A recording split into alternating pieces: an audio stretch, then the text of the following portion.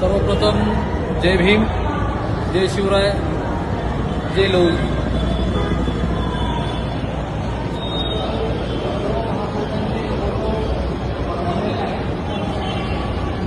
चांगली गोष्ट आहे. महापुरुषांची फोटो सगळीकडे लागलेलीच पाहिजे.